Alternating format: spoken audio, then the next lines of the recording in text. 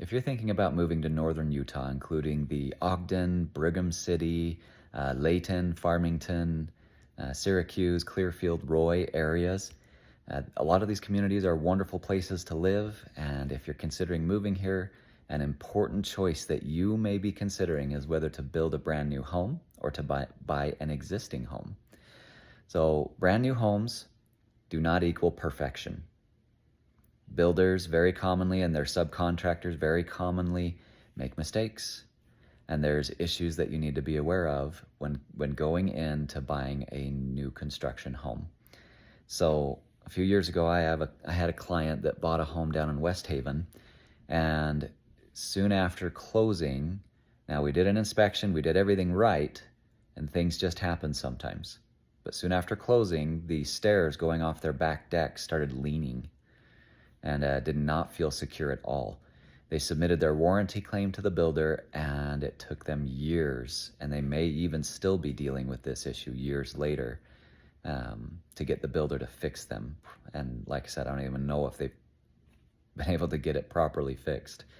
So your builder matters.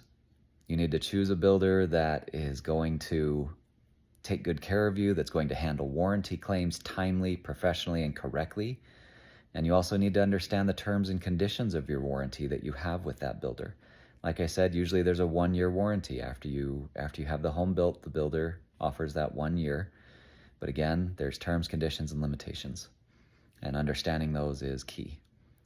So that's why I want to talk about this today. It's a pretty important deal.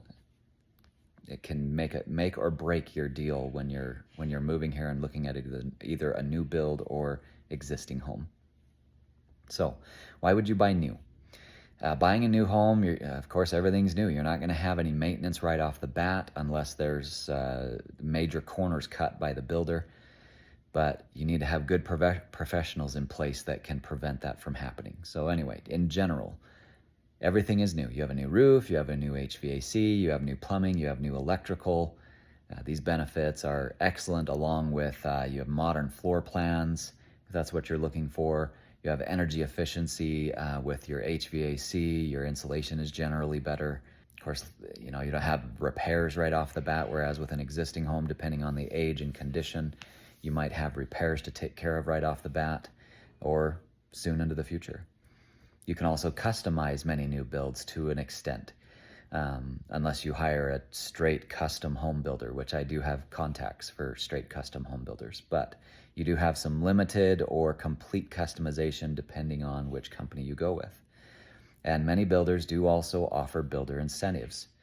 So it's definitely some pros to building. You get exactly what you want, and generally you can get it exactly where you want. Now, just a couple years ago, I helped a buyer here in North Ogden, where I live. He built with my custom home builder, and he was able to completely choose everything he wanted, from colors to layout. He got exactly what he wanted, and his home is beautiful. I love it. It's fun to go visit him because the color scheme, the choices, the design layout, and the framing that he used for the mountains here in North Ogden for his front windows was perfect. So definitely some excellent points and some excellent pros to buying a new build. So I'm definitely not against new construction, but I am all for making sure you do it right and doing it as good as possible. So now, prices of new construction, be aware, you pay $500K for a new build. If that's the advertised price, it does not equal the actual price. So many times builders have lot premiums. There's structural options you can choose that cost extra. Further upgrades, flooring, cabinets, countertops, appliances, landscaping is generally extra as well. So, and then if you want a fence, that's extra. And if there's an HOA, that could add to your monthly payment for an HOA fee. So several key points here that will add to the price as you go through the new build process. So be aware, their advertised price, 95+% of the time will not be the price you pay when you sign up for a new build. You will want something different than their standard options. And if you want an upgrade, if you want landscaping, if you want fence, all of those things. So you need to ask the builder a very key question: what is actually all included with the $500K price?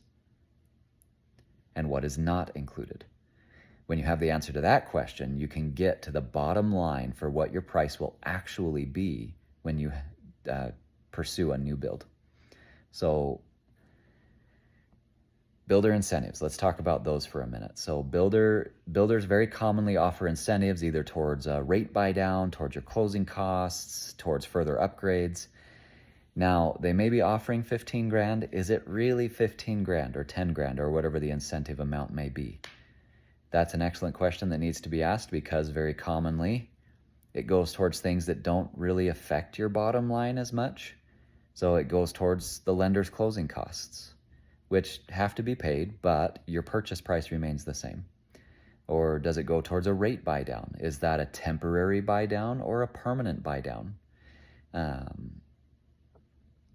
That's an important thing to understand, because if it's a temporary buy down, how long does it last? Is it 1 year, 2 year, 3 year buy down on the rate? Or like I said, if it's permanent, how much is it and how will that affect your payment over the next 30 years? All right, and then also incentives can also go towards upgrades. What are those upgrades? What's the minimum standard that they're offering in the base price? And what kind of quality does the upgrade offer? Like if you get laminate countertops, does the upgrade offer a bump up to granite, for example? And then are they going to require you to use their preferred lender and their preferred title company? And what are the costs involved there? I've got a preferred lender and title company, and here's an excellent story. So a few years ago, I had a buyer that wanted to buy a new build, and the lender was doing exactly this. He's like, hey, we're offering $10,000 to use our preferred lender as a builder incentive. And I said, okay, well, let's look at it. So I had the buyer get a hold of the builder's lender. They got a rate fee worksheet, and it just breaks down all of the costs that the lender has and then includes the builder incentive. And then I had my preferred broker go in and build out the same cost worksheet, just as with no builder incentive. His ended up being $3,000 better. So my broker was $3,000 better, even though the builder's lender was offering that $10,000 incentive.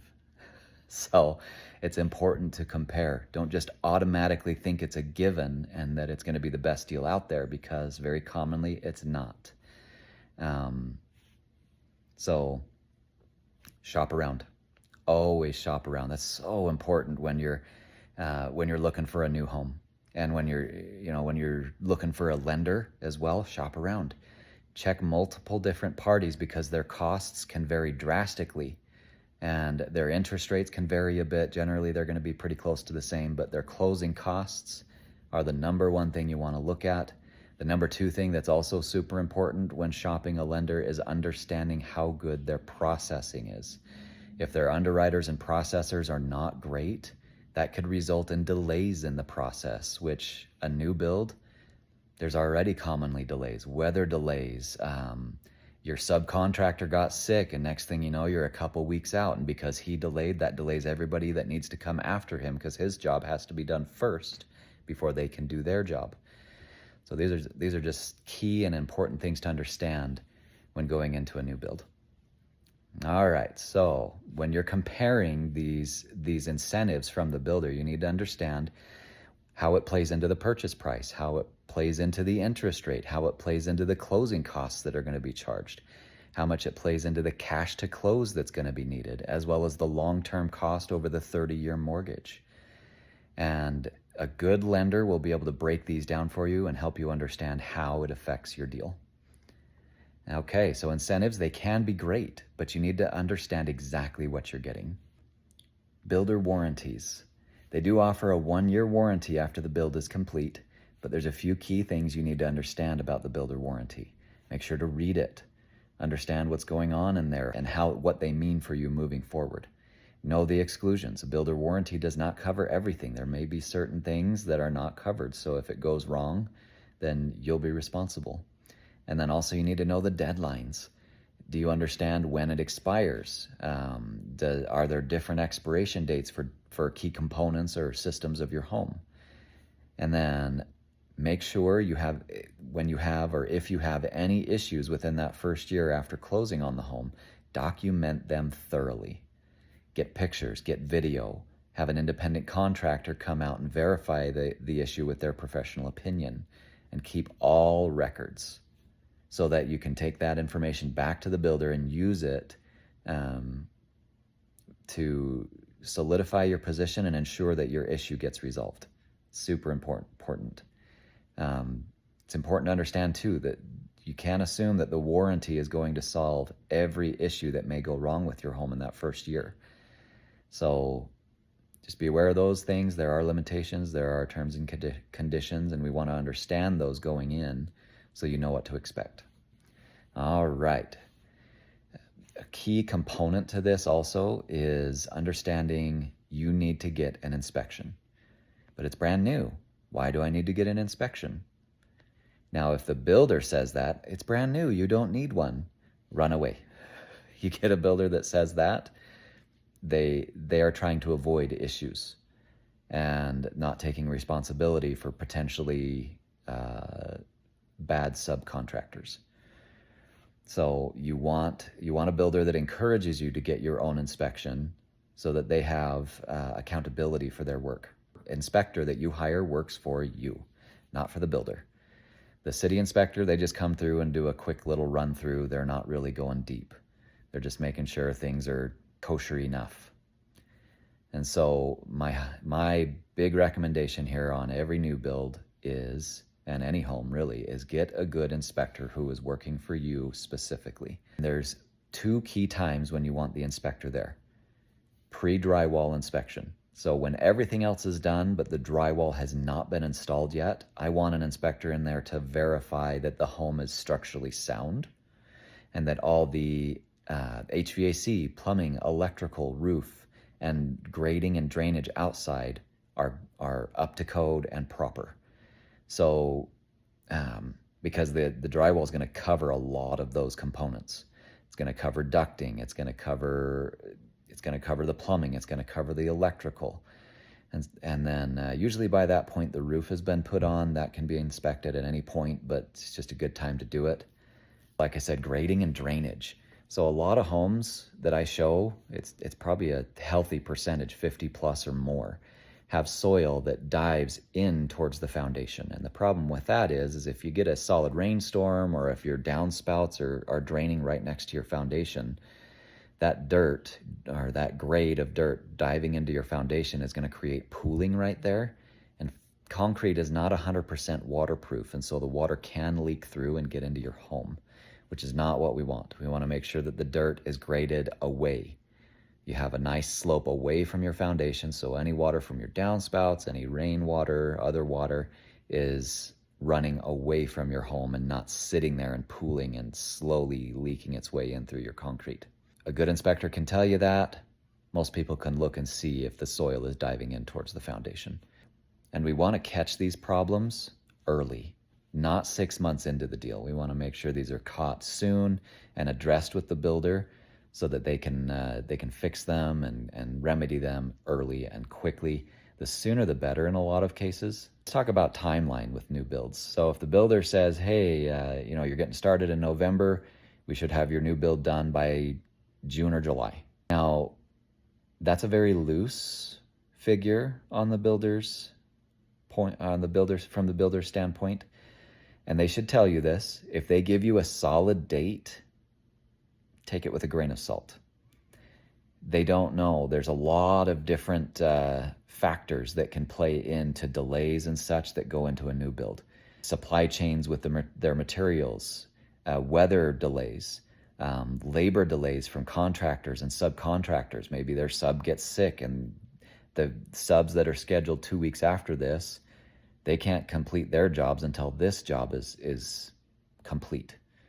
And then of course there's city inspections and such that need to happen at key points during the build before they can continue on with the next part of the process. And then, of course, there's utility hook connections that need to happen, and the utility companies are involved in that. And then, of course, through the city and possibly the county, depending on the governing body, there's final approvals that need to happen before what's called the certificate of occupation can be issued, which is what allows you to move in and live there. So all of those things, just key components to a new build that you need to understand. Now, for relocation buyers, let's say your lease is up June 30th. The house might close on June 30th is what the builder says. But again, I told you, take that with a grain of salt because there's all those potential delays that can come up throughout the process. Plan for flexibility. So if you're landlord with your lease, or you're selling your house at a different state and moving here, make sure to have some leeway built in there, and that the buyer's agent and buyers understand you need some flexibility in there, or have a different option. All right, let's talk some more about existing homes. So the pros to an existing home is you have an established neighborhood. It already has mature landscaping and trees. Very often the lots are larger. A lot of the homes being built now, they stack them in there as close as they can. So your neighbors may be 10 feet away and they feel like a sardine can. There are certain neighborhoods where they do have homes built farther apart. They're generally more expensive. So, but a big pro to the existing homes is you can see exactly what you're buying. With a new build, you can see mock-ups. There might be another home that's the same design as yours that you can go walk through and get a better idea. That's still not going to be exactly what you're buying, because you're going to have your own custom choices and color choices and schemes and such that are going to be part of your new build. So with an existing home, what you see is what you get for the most part. You also can see the existing community. So the home we're in was built in 2006, but all of the lots surrounding our home here were vacant. And so we really didn't know what was going to happen moving forward. And next thing you know, we felt really wide open here, and the views were fantastic. And then just recently they started building this big old monstrous house right above us, and our view of the mountain is now mostly blocked on that side, which is pretty sad. And so, but first world problems, it's fine. But that is something to consider. If you're building a new home in a community that has a lot of vacant lots around it, and you've got a vacant lot right in front of you where you're looking at the mountain, it's very possible that view could get blocked by a future build on that lot. And then, of course, with an existing home, you can buy it and move in, usually within 3 to 6 weeks, all depending on your needs. I've got a broker that's done a closing in 1 to 2 weeks.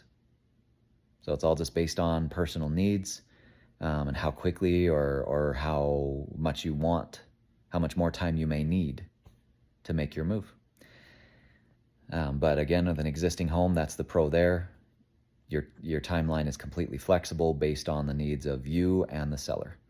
Whereas with a new build, you're at the mercy of your builder and all the subcontractors and many other people involved in the process. So, all right, with an existing home, you can see exactly what the traffic is going to be like, what your noise levels are going to be like in the neighborhood. You can see your neighbors, go meet them, knock on their doors, say hello, get to know them. You can see what the surrounding homes are like. You can see exactly what nearby businesses are already there. If the area is still being heavily built in, then you may not know what you're going to end up with down in the future. So with resale, you're buying a house that already has a history. And then you're not just buying the house, you're also buying the house's location, what neighborhood it's in, what community it's in, and that determines what your commute to work will be like. It determines your surrounding area, what stores you're close to, what amenities you're close to, sports teams, schools for your children. All of these things are determined by the area.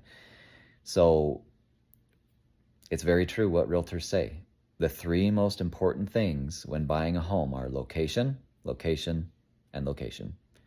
You can change aspects of the house. You can't change where the house is. So when looking for a home, whether new construction or existing, make sure that you get an excellent location, and a local professional, a good realtor, is going to hear you out and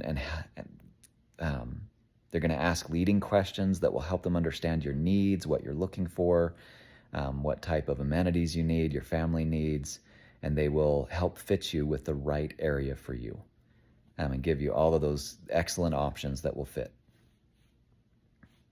Okay, so key point with that, don't fall in love with the house before you fall in love with its location. Okay, so which should you buy, new construction or existing home?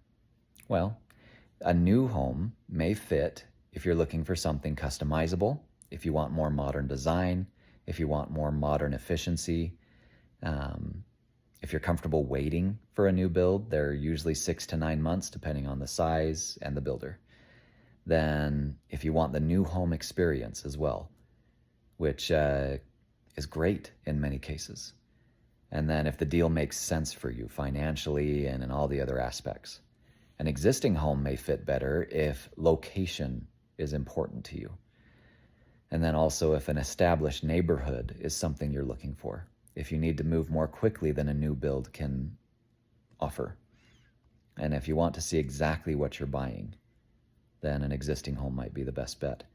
You can get some larger lots with an existing home, and they are generally a better buy for the square footage. You're going to get more bang for your buck on the size of the home and potential amenities of the home with an existing one.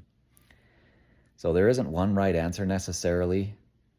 There just may be a better answer for you and your specific circumstance. So if you're thinking about moving to northern Utah, give me a shot. I'd be glad to help you.